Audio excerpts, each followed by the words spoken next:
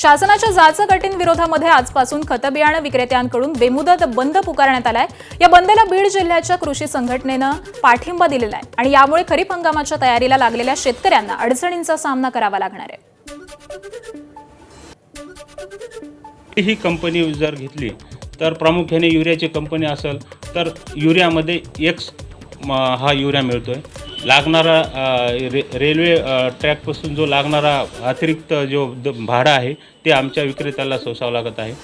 MRPवर खत न येता यामुळे आमचा कृषी विक्रेता जो अतिरिक्त लागणारं जे भाडं आहे हे त्यांना परवडत नसल्यामुळे जे शासनाने नियम लागून दिलेल्या MRPमध्ये युरिया विकण्यासाठी आमचा किरकोळ विक्रेता असमर्थ आहे। आणि दरम्यान खतांच्या दरवाढीला केंद्र सरकार जबाबदार असल्याचा आरोप माजी खासदार आणि स्वाभिमानी शेतकरी संघटनेचे संस्थापक अध्यक्ष राजू शेट्टी यांनी केला आहे। याला सर्वस्वी जबाबदार केंद्र सरकारचं धोरण आहे। त्यांनीच तो प्रश्न निर्माण केला आहे, त्यांनीच सोडवला पाहिजे।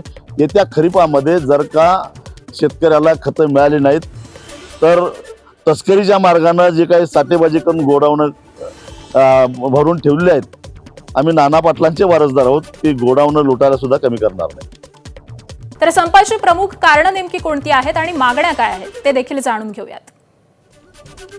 तर पहिलं कारण आहे बियाणं विक्रीसाठी साथी पोर्टलचा वापर बंधनकारक करण्याच्या निर्णयाला विक्रेत्यांचा विरोध आहे आणि तो रद्द करण्याची त्यांची मागणी आहे। त्याबरोबरच खत कंपन्यांकडून बियाणं किंवा कीटकनाशक घेण्यासाठी सक्ती केली जाणाऱ्या लिंकिंग पद्धतीला देखील विरोध करण्यात येतोय।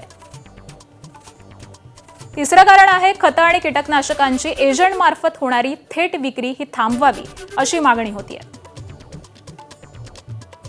4 कीटकनाशक कंपन्यांना मुदत संपलेला माल परत घेत नसल्यानं विक्रेत्यांचे आर्थिक नुकसान होतं, तो माल कंपन्यांनी परत घ्यावा अशी ही मागणी होतीये।